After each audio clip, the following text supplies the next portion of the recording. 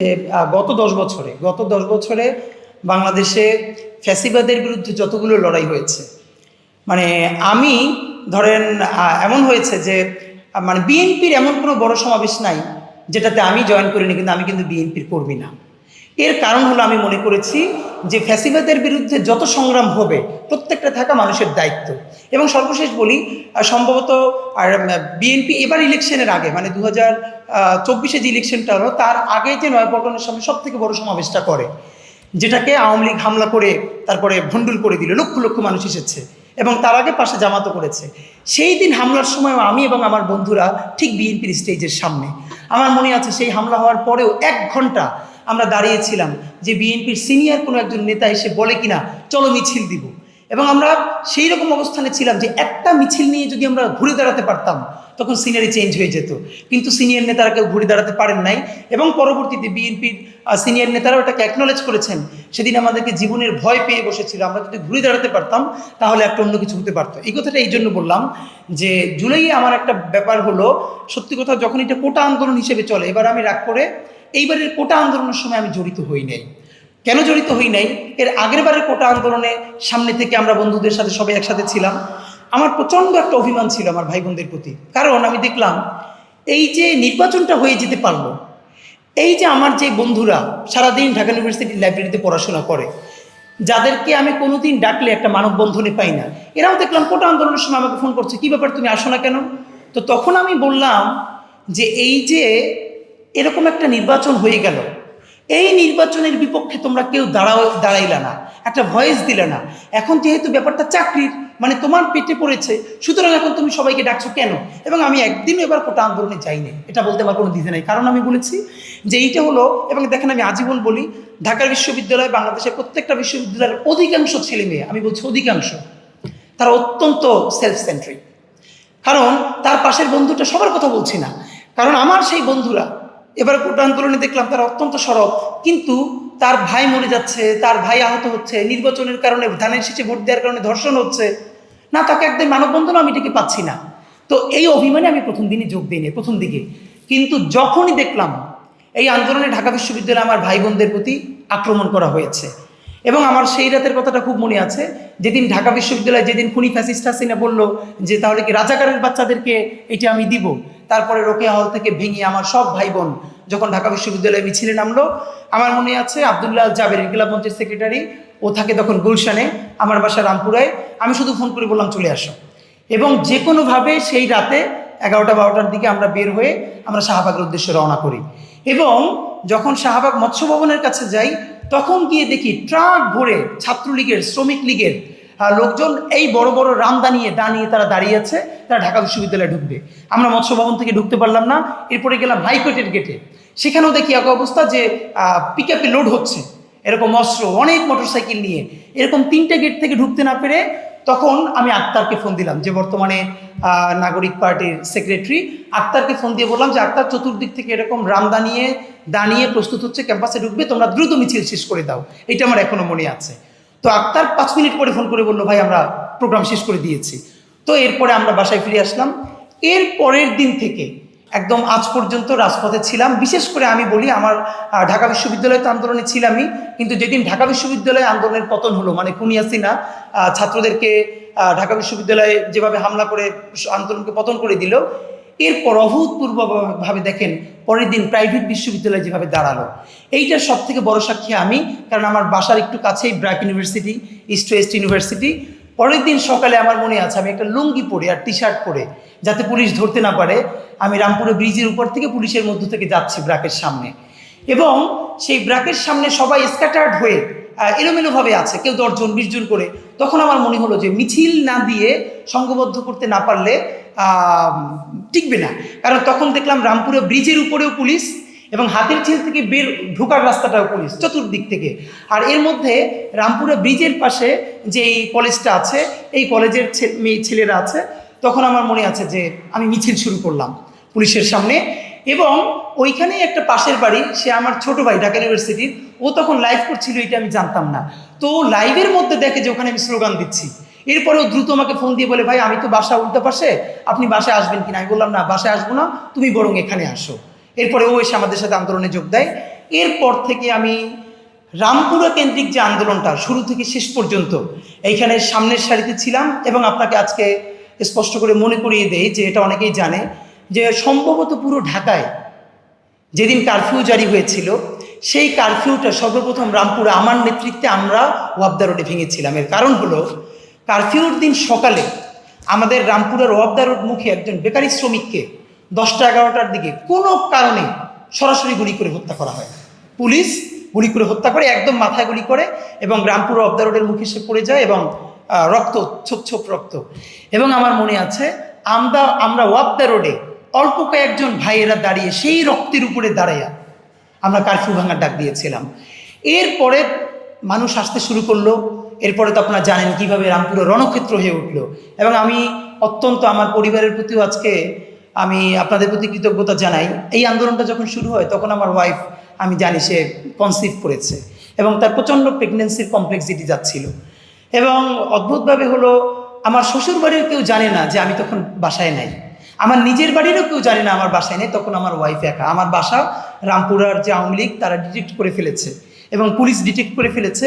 দিনের পরে দিন আমি বাসায় থাকি না, কিন্তু আমার নিজের বাড়ি এবং আমার শ্বশুরবাড়ির লোক কেউ জানে না যে আমি বাসায় নাই। অথচ আমার ওয়াইফ তখন তার প্রেগনেন্সির প্রচণ্ড কমপ্লেক্সিটি যাচ্ছে, সে প্রচণ্ড অসুস্থ, সে তখন বাসায় একা থাকে। আমি দিনের বেলা মাঝে মধ্যে আধা ঘন্টা 1 ঘন্টার জন্য আসি। এবং আমার মনে আছে আজকে আমাকে যেই রাতে 15টা দিন আমাকে আশ্রয় দিয়েছিলেন রামপুরারই আমার এক বোন, তার বাসায় আশ্রয় দিয়েছিলেন। এবং তখন তার বাসার ল্যান্ড ফোনে 10 থেকে 12 দিন আমার বেশ কিছু বড় ভাই যারা আমেরিকায়, কানাডা এবং অস্ট্রেলিয়ায় অনেকে পিএইচডি করছেন, পিএইচডি শেষ, আমি মূলত সারাদিন রাস্তায় ঘুরে ঘুরে তাদেরকে রাতে ওভার দ্য টেলিফোন মানে ল্যান্ড ফোনে আমি তাদেরকে সারা রাত জেগে জেগে সেই তথ্যগুলো দিতাম। আজকে আমি তাদের কথা মনে করছি। আমেরিকার, ইউএস, কানাডা এবং অস্ট্রেলিয়ার বেশ কিছু বড় ভাই যারা প্রচণ্ডভাবে বাংলাদেশকে ভালোবাসেন, তারা সারা রাত আমার জন্য বসে থাকতো যে আমি কখন তাদেরকে জানাবো। এরপর যখন সম্ভব হতো আমি তাদেরকে ফোনেও জানাতাম। তো এরকম করে করে আমি তো আর বাসায় ফিরতে পারছিলাম না, এই অবস্থা। এবং আমি আমার বোন এবং যেই আপার বাসায় আমি ছিলাম, দেখেন আসলে অদ্ভুত এখানে একটা সমীকরণ হয়েছে। যেই আপার বাসায় আমাকে আশ্রয় দিয়েছিলেন ওনার এক ভাই আওয়ামী লীগের নেতা, কিন্তু উনি ওনার বোনকে ডেকে বলেছিলেন যে ও যে তোমার বাসায় আছে এটা কিন্তু তোমার বড় ক্ষতি হবে, উনিও সেটা জেনে গিয়েছিলেন। তো এই আপা আমাকে ফজরের পরে রাত্রির 1টার সময়, এমন সময়ে উনি একটা বোরকা পরে আমাকে নিয়ে গেছেন রাস্তায়, যে একজন সাথে মহিলা থাকলে এবং আমরা সাথে হসপিটালের কাগজ ছিল যাতে ধরতে না পারে। এবং ওনাকে নিয়ে রাত্রির 1টায় 2টায় আমি রাস্তায় রাস্তায় ঘুরেছি। এবং আমি আমার ওয়াইফের কথা বলতে চাই যে সে যখন যথেষ্ট অসুস্থ, তার হসপিটালের কাগজ নিয়েও তাকে নিয়ে আমি রাস্তায় এসেছি। ফজরের পর আমাকে দায়িত্ব দেওয়া হলো, আমার বড় ভাইরা বললেন যে ব্রাকের সামনের অবস্থাটা জানা দরকার, রাত্রির 2টার সময় জানা দরকার। তো আমি একটা লুঙ্গি পরে, টি শার্ট পরে, স্যান্ডেল পরে এবং আমার সাথে আমার ওয়াইফ, কখন আমার সেই আপা হসপিটালের কাগজ নিয়ে ঘুরছি, যাতে কেউ ধরলে বলতে পারি যে আমরা ইমার্জেন্সি হসপিটালে যাচ্ছি। আসলে এই দিনগুলো চালন করলে বুঝতে পারি না যে কি। এবং সব থেকে ভয়াবহ, আমি যেদিন ঠিক করলাম যে আমি আসলে জীবন থাকতে আমি ঘরে ফিরবো না, এর একটা বড় কারণ রামপুরায়, এটা অনেকেই আমার সাথে সাক্ষী, আমরা যখন মিছিল দিচ্ছি রামপুরা ব্রিজ থেকে ওয়াপদা রোডের মাঝখানে জায়গাটায়, তো আমার থেকে হয়তো 5 ফিট দূরে হবে একটা ভাই, আমরা মিছিল দিচ্ছি। ছেলেটা আমার চেয়ে বয়স একটু কম হতে পারে বা আমার সমান, প্রচুর ইয়াং একটা ছেলে, ইয়াং এনার্জেটিক, মুখে মাস্ক পরা। হঠাৎ করে দেখি সে লুটিয়ে পড়েছে, আমি বুঝতে পারি নাই। একটু পরে দেখি যে তার মাথা থেকে জাস্ট মগজটা তার পাশে পড়ে গেছে, গল গল করে রক্ত রাস্তার দিকে পড়ে যাচ্ছে, তার মুখে তখনও মাস্ক। তো মানুষ আছে না যে কিংকর্তব্য বিমূঢ় হয়ে যায়, তখন আমি সিদ্ধান্ত নিতে পারছিলাম না যে আমি ওনার কাছে যাব নাকি আমি বাসার দিকে যাব। আমি স্থির হয়ে দাঁড়াই আছি যে 1 সেকেন্ডের পার্থক্য না, যে একটা ছেলে গল গল করে রক্ত পড়ছে, তার মস্তিষ্কটা মাথার পাশে, একদম পুরো মস্তিষ্কটা, এবং একটা দেহ পড়ে আছে। আমি তার কাছেও যেতে পারছি না, আমি বাসাও ফিরে যেতে পারছি না, আমি দাঁড়িয়ে আছি হতভম্ব হয়ে। এরপরে আমার পরিচিত 2 ভাই এসে দ্রুত আমাকে টেনে নিয়ে যায়। এবং আপনাদেরকে মনে করিয়ে দেয় যে আমি যে লাল জুলাই গানটা লিখেছিলাম, আপনারা অনেকেই জানেন যে অস্ট্রেলিয়ার অ্যাক্টিভিস্ট রাহাত শান্তনু ভাই, এই লোকটার কথা না বললেন না। এই আন্দোলনের শেষের 15টা দিন প্রত্যেকটা দিন রাতে আমাকে ফোন করতেন রাহাত শান্তনু ভাই, যিনি অস্ট্রেলিয়ার বড় অ্যাক্টিভিস্ট। এবং উনি একমাত্র লোক যে সারাদিনের মধ্যে একবার বলতেন যে তুমি তোমার ওয়াইফের খবর ভুলে যেও না। তো ওনার কথা আমি এখন মনে করছি। তো উনি আমাকে ফোন করে বললেন যে তুমি একটা র্যাপ গান লেখো। আমি তো সাধারণত জানি না আমি কবিতা লিখি, আমার কবিতার বই বের হয়েছে। তো আমি বললাম ভাই আমি তো র্যাপ গান কখনো লিখি নাই। বলে না তুমি লেখো, তুমি পারবা। তো আমার প্রচণ্ড তাড়া হচ্ছিল যে আমি চাচ্ছিলাম যে এই আমি যা রাস্তায় দেখছি এই আন্দোলন তো এই স্মৃতি তো সব নষ্ট করে দেওয়া হবে, এই ন্যারেটিভকে মিথ্যা বলা হবে, সুতরাং আমি কিছু লিখে রাখি। আমি বারবার চেষ্টা করছি, আমি কিচ্ছু লিখতে পারছিলাম না, আমি স্টার্ট হয়েছিলাম। তখন হঠাৎ করে ভাই উনি যখন ফোন করে বললেন যে তোমাকে একটা র্যাপ লিখতে হবে, আমি 2বার বসলাম, আমি দেখি কিচ্ছু মাথা থেকে আসলাম না। ভাইকে আবার ফোন দিয়ে বললাম ভাই আমি তো কখনো র্যাপ লিখি না, আমি পারি না। তখন উনি আমাকে দারুণ ট্যাক্টফুলি হ্যান্ডেল করলেন। উনি বললেন কি আচ্ছা শোনো, তোমার গান লিখতে হবে না, তুমি তো এই গত 10 দিন ধরে রক্তের মধ্যে দাঁড়িয়ে আছো। কারণ আমি যা দেখতাম প্রতিদিন ওনাকে এসে বলতাম যে ভাই আমি আমার সামনে দেখতেছি কি হচ্ছে। তখন উনি বললো তোমার কোনো গান লেখা লাগবে না, তুমি ধরো আজ থেকে 50 বছর পর বাংলাদেশের মানুষ জানবে না আজকে কি হয়েছে, তুমি ইতিহাস লেখো, তুমি কি দেখছো, তুমি কিসের মধ্যে দাঁড়িয়ে আছো সেইটা লেখো, তাতে গান হলে হোক না হলে না হোক। এই যখন আমাকে বললো আমি লিখতে শুরু করলাম। আমি কি দেখেছি অদ্ভুত ব্যাপার, 1 ঘন্টা পরে আমি যা লিখলাম, এরপরে আমি দেখলাম যে আমার সারা শরীর কাঁপছে, আমি কান্না করছি। এবং ভাইকে আমি পাঠানোর পরে উনি আমাকে বলল তুমি তো আমাদের রাবণ মিয়া। এই কথাটা আমার মনে আছে, কারণ আমি এটা গান হয়ে উঠবে কি উঠবে না এটা আমার চিন্তা ছিল না, আমার মাথায় ছিল আমি যা দেখেছি। এর মধ্যে এরকম আছে লেখা, আপনারা জানেন যে হাতটা আছে পাটা নাই, পা আছে তো হাতটা নাই, আঙুলগুলো কাইটে পড়ছে, আমার বলার শক্তি নাই, মরার আগে আমার আর কি দেখাইবা খোদা, কইতে পারো এই ডাইনিটা কোন নমরুদের চোদা। এটি কিন্তু আমার গানের লাইনের মধ্যে আছে। আপনাদের মাধ্যমে জানাই, ইউটিউবে লাল জুলাই গানটা সার্চ দিলেই এটা পাওয়া যাবে। জুলাই নিয়ে এখন পর্যন্ত এরকম গান দ্বিতীয়টা হয় নাই, প্রত্যেকটা মানুষ অসুস্থ হয়ে যাবে। আর এই গানের একটা লাইন আমি বাহির থেকে চিন্তা করি নাই, ঠিক আমি যেই রক্তের মধ্যে দাঁড়াইছিলাম, আমি যা দেখেছি যে এপিসিতে মুখটা পিষে দিচ্ছে, মুখ থেতরে দিচ্ছে, মুখ থেকে দেখা চেনা যাচ্ছে না, হাতটা কাইটে পড়তেছে, হাত আছে পা নাই, পা আছে হাতটা নাই, আপনি নিতে পারবেন না। আমি আপনাকে বলি ভাই, এই আন্দোলনের পরে 3-4টা মাস রাতে আমি চিৎকার করে উঠছি ঘুমের মধ্যে। আমার মনে হয়েছে যে এইগুলো আমার সামনে এখন ভাসতেছে। তো এই গানটা শুনলে এখনও আমি কেঁপে উঠি। আপনাদেরকে অনুরোধ করি যে লাল জুলাই গানটা, এটা আমার লেখা, ইনকিলাব মঞ্চের ফিচারিং, আপনারা প্লিজ শুনবেন। তো এই হয়ে হয়ে তো বাংলাদেশ স্বাধীন হয়ে গেল। তো এই কথা যদি আমরা বলতে শুরু করি আমি জানি না কত দিন কত ঘন্টা পর বলতে পারবো। তো এইগুলো ডকুমেন্টেড হওয়া উচিত। আর রামপুরের শুধু একটা সব থেকে ছোটো ঘটনা এইমাত্র মনে পড়লো, আমাদেরকে অফ দ্য রোডে যখন টিয়ার সেল মারলো, হঠাৎ করে আমাদের চক্ষু মুখ বন্ধ হয়ে যাচ্ছে। তখন 8 থেকে 10 তলা একটা ফ্ল্যাট, আসলে মানুষ কীভাবে আন্দোলনের জন্য দিছে দেখেন। তো আপনারা জানেন যে টিয়ার সেলে যখন ধোয়া হয় তখন আগুন ধরে, সামনে কিছু রাখলে টিয়ার সেলের ঝাঁজটা কেটে যায়। হঠাৎ করে দেখলাম এক বোন বা মা হবে 6 না 7 তলা থেকে হঠাৎ করে অনেকগুলো বই ফেলতেছেন আমাদের সামনে। তো খুলে দেখি এগুলো ওনার বাচ্চার নতুন বই। মানে উনি কোনো পুরনো বই এনে পাঠাবেন আমাদের জন্য সেটাও না, হঠাৎ করে টেবিলের সামনে যে বইগুলো পেয়েছে সেইগুলো ছুরি ফেলতেছে, আমরা দ্রুত যেন আগুন ধরে আমাদের সামনে ধরতে পারি।